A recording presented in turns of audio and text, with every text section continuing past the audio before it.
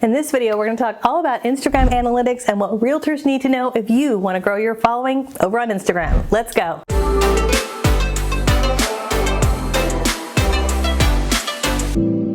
All right, when it comes to Instagram, looking at your analytics, looking at the data, this is a big opportunity to grow your following, and there's a couple key things that you're really going to want to pay attention to. So let's dig in.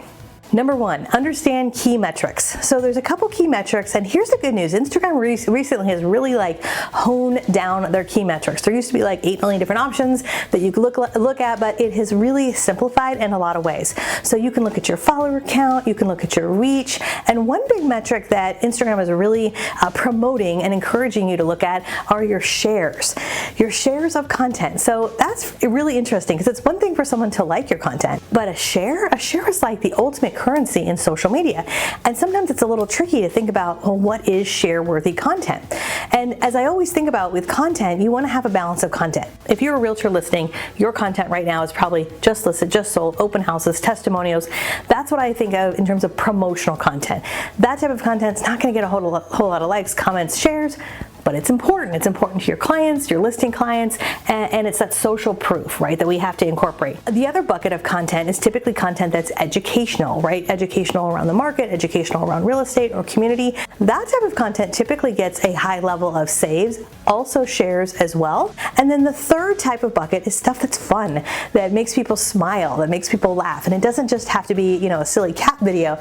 It could be something maybe kind of poking fun at something silly that's happening in your market, or something funny, self-deprecating humor, doing your day-to-day when it comes to real estate. That type of stuff is also highly shareable.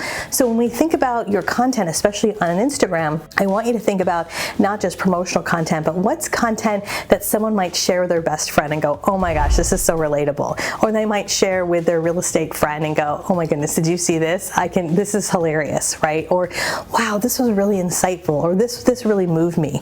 So looking at those metrics, I find it's really fascinating, and sometimes the stuff that you think, oh, this is totally shareable, sometimes falls flat, and sometimes stuff out of the blue does really, really well. I'll give you a hint. I have found that one of the easiest types of shareable content is stuff that's either funny or inspirational. So I tend to look at my life as content. As I'm out and about and I see something funny or inspiring, I'll often take a picture or a quick video, and sometimes that simple reel is something that is highly shareable. And what's great about that is when you have one piece of content that's highly shareable, that is the type of content that typically will get more traction to your account overall, which means your account overall is going to get more eyeballs on it, which is really, really great. Tip number 2, tracking content that resonates. So I think when we think of data and analytics, it's really easy to get kind of lost in the numbers and looking at your data every single day and every single week, and I'll look at the fluctuations and how many unfollowers did I get today. The thing is, when it comes to following and it comes to numbers, I don't think the numbers are the end all and be all. I think you need to get yourself into a rhythm. So I typically like to look at my numbers once a quarter. I put it on my calendar, and once a quarter I'm looking at things like followers, I'm looking at reach, I'm looking at shareability, and I like to look at different types of content. I find it really fascinating to see, what type of posts are doing really well, or what type of stories, or what type of reels. And sometimes from month to month, it's a little bit different. Now, also with analytics, you can look at the sum total, so you can look at the last 30 days, or the last 6 months, or even further back. But you can also look at post by post, which again, sometimes we kind of, get inundated with the data. We don't necessarily need to do that. But if there's a post that you find is doing really well, maybe you post a post or a reel and it's starting to take off, it's starting to get traction, look at your analytics, and it's really fascinating to see how many likes, how many comments, how many shares, how many saves. And that can give you some insight on that formula worked really well. How can you replicate that for the future? Tip number 3, adjust your strategy based on the data. So, I always jokingly say I'm not necessarily a numbers gal. I tend to trust my gut on a lot of things, and I am a big believer in trusting your gut. But also, the data doesn't lie. And so this is why I really love looking at my analytics on a quarterly basis, because it gives you a breadth of knowledge. And I also find that, because I'm not just on Instagram, I'm on YouTube, I'm on Facebook, I'm on other platforms, being able to step back and go, okay, let's look at our content as a whole and how is it performing doing on Instagram compared to maybe Facebook or YouTube? Are there similarities? Are there differences? What are things that, what are common things that we could change, common things that we can improve on?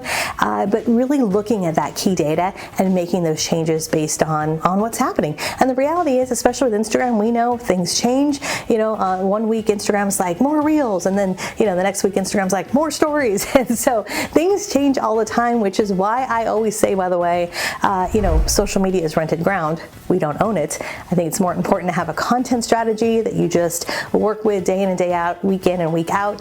Own your content. Don't let it just live on Instagram. But again, looking at your analytics, that's a great way to be intentional, to grow your following. I don't think having more followers is the end all and be all. I do think it's about having the right followers, not just thousands of followers. So I would love to hear from you. How often do you look at the data? Do you look at your insights on Instagram? Let me know in the comments below. And if this was helpful for you, we'd love if you'd hit the subscribe button and the bell button, as we have new videos that come out each and every week. And good news, if this is of interest to you, we have a new in-depth Instagram Reels masterclass we are so excited about.